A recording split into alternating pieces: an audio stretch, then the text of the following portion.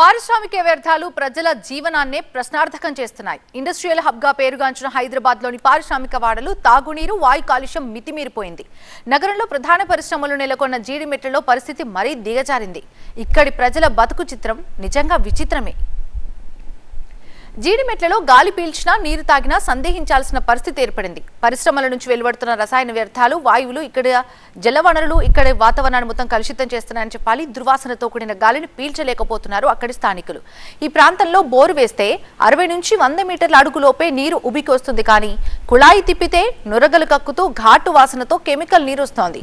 అంతేకాదు, కాలుష్య నియంత్రణ మండలి పరిశీలనలో ఇక్కడ నీటిలో ప్రమాదక రసాయనాలు ఉన్నట్టుగా గుర్తించారు. బోర్ నీళ్లతో కనీసం బట్టలు కూడా ఉతుక్కోలేమంటున్నారు స్థానికులు. రోజువారీ నీటి అవసరాలకు మంజీరా నీళ్లు, లేకపోతే ట్యాంకర్లతో నీళ్లు తెప్పించుకుంటున్నారు. జీడిమెట్లలో 1300 పలు రకాల పరిశ్రమలున్నాయి. 1300కు పైగా. అంతేకాదు, ఈ పరిశ్రమలో దేశవ్యాప్తంగా దాదాపు అన్ని రాష్ట్రాల నుంచి వచ్చిన కార్మికులు ఉపాధి పొందుతున్నారు. పరిశ్రమల యాజమాన్యాలు వ్యర్థాల నిర్వహణని ఏమాత్రం పట్టించుకోవడం లేదంటున్నారు స్థానికులు. అంతేకాదు, వానొస్తే ఇష్టారాజ్యంగా వ్యర్థ రసాయనాలు, నాలాలు రోడ్లపై వదిలిస్తున్నారు. ఫలితంగా ఇక్కడి కాలనీలోని ప్రజలు తరచుగా అనారోగ్యం బారిన పడుతున్నారు.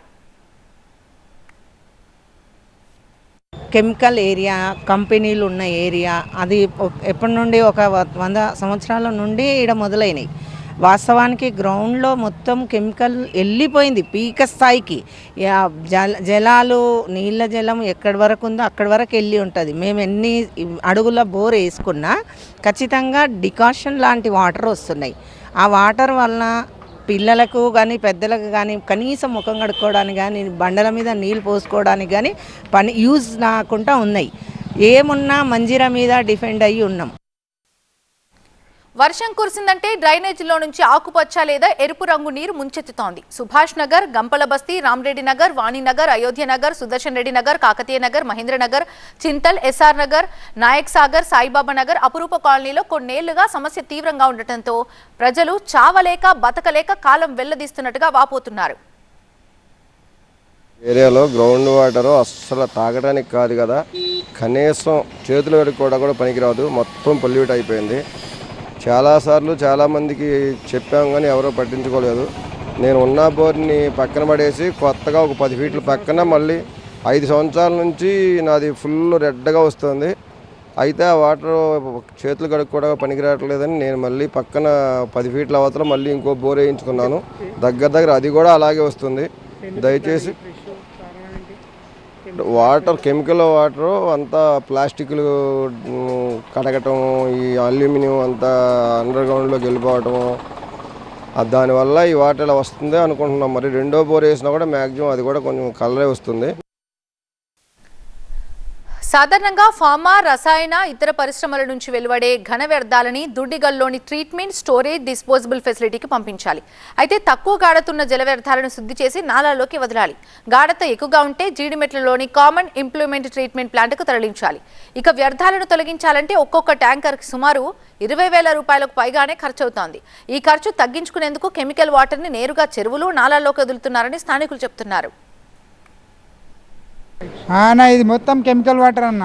చూడండి, మొత్తం కలర్ వస్తుంది. ఎన్నిసార్లు చెప్పినా ఇంటర్లేరీడు మొత్తం. ఇంకా వాన పడితే ఇంకా డ్రమ్లు వదులుతుర్రు. మొత్తం అక్కడ ఇక్కడ పడుతుంది. తాగడానికి ఇక్కడ బోరింగ్ చేసినా మొత్తం పొల్యూషన్ వాటర్ వస్తుంది. తాగలేము, చేతులు ఉట్టి కడుకోవచ్చు అంతే. కొంచెం దీని మీద ఏమైనా చర్య తీసుకోర్రి. కొంచెం జాడు వాళ్ళు కూడా వస్తే వచ్చి క్లీన్ చేయరు. మేమే జాడు చేసుకోవాలి, మేమే క్లీన్ చేసుకోవాలి. మరిన్ని వివరాలు మా కరెస్పాండెంట్ శ్రీధర్ అందిస్తారు జీడిమెట్ల నుంచి. శ్రీధర్, ప్రస్తుతం మనం జీడిమెట్లోని సుభాష్ నగర్ ప్రాంతంలోనే ఇక్కడ ఉన్నటువంటి స్థానికుల ఆవేదన, ఆక్రోశం ఏంటో ఒకసారి తెలుసుకునే ప్రయత్నం. ఎందుకంటే దాదాపు 60 సంవత్సరాల నుంచి కూడా ఇక్కడ స్థానికులు మాత్రం తీవ్ర ఇబ్బందులు పడుతున్నారు. మొత్తం కూడా గ్రౌండ్ వాటర్ మొత్తం కూడా అసలు తాగడానికి కానీ బట్టలు ఉతుకోవడానికి కూడా పనికిరా ఉంటున్నారు.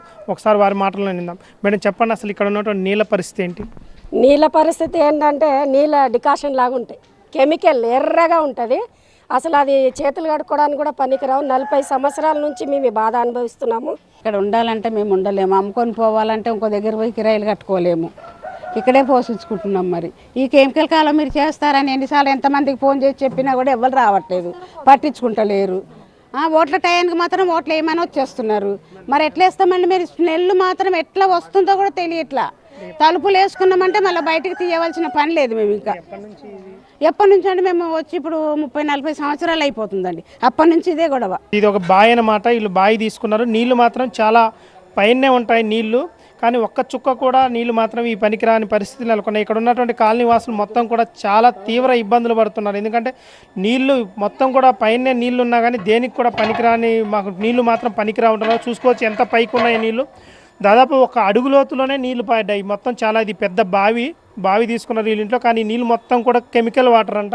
ఈ కెమికల్ వాటర్ మన స్మెల్ వస్తాయి. ఇవి దేనికి పనికిరా ఉంటారు? అమ్మ చెప్పండి, ఇది మీ ఇల్లు కదా, ఈ పరిస్థితి బావి ఇక్కడ ఉండలేకపోతున్నామండి మేము. దేనికి పేరుకున్నది బావి, కానీ దేనికి ఉపయోగం లేవండి. కనీసం బట్టలు తుక్కోవడానికి కూడా పనికిరావు. అవి స్మెల్ వస్తున్నాయి బాగా.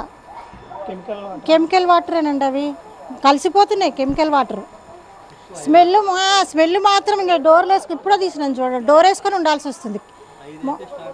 ఎప్పుడో 24 అవర్స్లో ఏ ఒక్క గంటను ఆపుతాడు వాడు పని ఆపినప్పుడు. మొత్తం కెమికల్ కంపెనీలు ఉన్నాయండి, పర్మిషన్ లేవంటున్నారు. మరి కంపెనీలు ఎట్లా పెట్టారు? కొంచెం చెయ్యండి మరి మాకేదైనా. సుభాష్ నగర్లో ఉన్న కాలనీ వాసుల పరిస్థితి మాత్రం చాలా దయనీయంగా ఉందని చెప్పుకోవచ్చు. ఎందుకంటే ఇక్కడ ఉన్నటువంటి గ్రౌండ్ వాటర్ మొత్తం కూడా పూర్తిగా కలుషితం అయిపోయినాయి. కెమికల్ వాటర్ ఉన్నాయంటున్నారు. ఒక్క చుక్క నీళ్ళు కూడా మాకు తాగడానికి కాదు కదా, ఇక్కడ చేతులు కడుక్కోవడానికి కూడా బనికిరా ఉంటున్నారు. ఒక మంజీరా వాటర్ రాకపోతే మాత్రం మా పరిస్థితి మాత్రం చాలా దారుణం అని ఇక్కడ సుభాష్ నగర్ వాసులు అంటున్నారు. ఇక మరోవైపు కాలుష్య కారకాలైన పరిశ్రమలపై చర్యలు తీసుకుంటున్నామని కాలుష్య నియంత్రణ మండలి డైరెక్టర్ అంటున్నారు. పరిశ్రమలు సైతం బాధ్యతాయుతంగా వ్యవహరించాలని సూచిస్తున్నారు. గ్రౌండ్ వాటర్ ని ఎట్టి పరిస్థితుల్లో వాడవద్దని స్థానికులకి పీసీబీ అధికారులు సూచిస్తున్నారు. జీడిమెట్ల ప్రాంతంలో ఏం చేశారంటే వాళ్ళు ఈ స్థాయిలోకి తీసుకువచ్చే ప్రయత్నం వాళ్ళందరూ చేసిన తర్వాత ఏ పరిశ్రమకి ఆ పరిశ్రమ వాళ్ళు దాన్ని తీసుకొచ్చి సామూహిక వ్యర్థ జలాల ట్రీట్మెంట్ ప్లాంట్కి, కామన్ ఎఫ్లూయెంట్ ట్రీట్మెంట్ ప్లాంట్కి వదులుతారు. ఈ కామన్ ఎఫ్లూయెంట్ ట్రీట్మెంట్ ప్లాంట్ వాళ్ళు కూడా ఆ వ్యర్థాలని పూర్తిగా ట్రీట్మెంట్ చేసే క్రమంలో సివేజ్, మామూలుగా ఇళ్లలోంచి వచ్చే మురుగునీటిని కూడా కలిపి కంబైన్డ్ ఎఫ్లూయెంట్ ట్రీట్మెంట్ ప్లాంట్ అనేది వాళ్ళు స్టార్ట్ చేశారు. అంటే సివేజ్ మిక్స్డ్, అంటే డైల్యూషన్ కావాలి కాబట్టి ఆ డైల్యూషన్ కోసం సివేజ్ని వాడుతున్నారు. అయితే ఇవన్నీ జరగకంటే ముందు అక్కడ ఉండే పరిశ్రమలు ఈ చట్టాలు అన్నీ అమలు పరచడానికంటే ముందు, ఈ సాంకేతిక పరిజ్ఞానం అమల్లోకి వచ్చే కంటే ముందే వాళ్ళు పరిశ్రమలు మొదలైనాయి కాబట్టి ఆ పరిశ్రమలు వాళ్ళ వ్యర్థ జలాల్ని మామూలుగా వాళ్ళ కాలువల్లోకి వదిలేయడం, ఆ కాలువలు చెరువుల్లోకి నదుల్లోకి చేరడం అవన్నీ జరిగినాయి. అయితే కొన్ని చోట్ల ఈ నీళ్లు భూమిలోకి కూడా ఇంకాయి. వాళ్ళే బోర్వెల్ కూడా తవ్వి బోర్వెల్లోకి కూడా కెమికల్ వాళ్ళ వ్యర్థాలని వదిలిన సంఘటనలు ఉన్నాయి. వాళ్ళ మీద చర్యలు కూడా తీసుకున్నాం. కాలుష్య నియంత్రణ మండలి ఆ పరిశ్రమ మూసివేత నోటీసులు ఇచ్చి వాళ్ళని చేసి వాళ్ళ మీద చర్యలు తీసుకుంది. అయితే సమస్య ఏంటంటే ఈ లోపలికి చేరిన నీళ్లు మళ్ళీ బయటకు తీయడం అంత ఈజీ కాదు. లోపల భూగర్భంలోకి వెళ్ళి ఆ నీళ్ళని మనం ట్రీట్మెంట్ చేయలేము. కొత్తగా వచ్చే ఎఫ్లూయెంట్ని దాంట్లోకి వెళ్ళడాన్ని ఆపడం ఒకటి, అంటే కొత్తగా ఎవరు దాంట్లోకి కెమికల్స్ పంపించకుండా ఆపడం. దానికి మనం కామన్ ఎఫ్లూయెంట్ ట్రీట్మెంట్ ప్లాంట్కి వాళ్ళని కనెక్ట్ చేసాం. ఎక్కువ వ్యర్థ జలాలు ప్రొడ్యూస్ చేసే కంపెనీస్ అన్నిటికీ కూడా మనం జీరో లిక్విడ్ డిశ్చార్జ్ సిస్టమ్ అనేది పెట్టాం. అంటే వాళ్ళ దగ్గర నుంచి ఎలాంటి లిక్విడ్ కూడా బయటకు వదలకూడదు అనేది. ఆ ఉన్న లిక్విడ్ని మొత్తాన్ని మల్టిపుల్ ఎఫెక్ట్ ఎవాపరేటర్స్ ద్వారా దాన్ని సాలిడిఫై చేసి ముద్దగా చేసి ఆ చేసిన ముద్దని సిమెంట్ ప్లాంట్స్, సున్నం ప్లాంట్స్ ఇట్లాంటి వాటికి పంపించి వాటిలో అది కాల్చడానికి, అంటే వాటికి ఇంధనంగా వాడుకునేటట్టు ఇప్పుడు వాళ్ళకి ఏర్పాట్లు జరిగాయి. గ్రీన్ ట్రిబ్యునల్ ఆదేశాల మేరకు అన్ని పరిశ్రమల్లో ఈటీపీస్ ఏర్పాటు చేసుకునేలా ప్రభుత్వం చర్యలు తీసుకోవాలని ప్రజలు డిమాండ్ చేస్తున్నారు. ప్రభుత్వం తమ కష్టాలపై దృష్టి సారించి తమ జీవన ప్రమాణాలను కాపాడాలని వేడుకుంటున్నారు.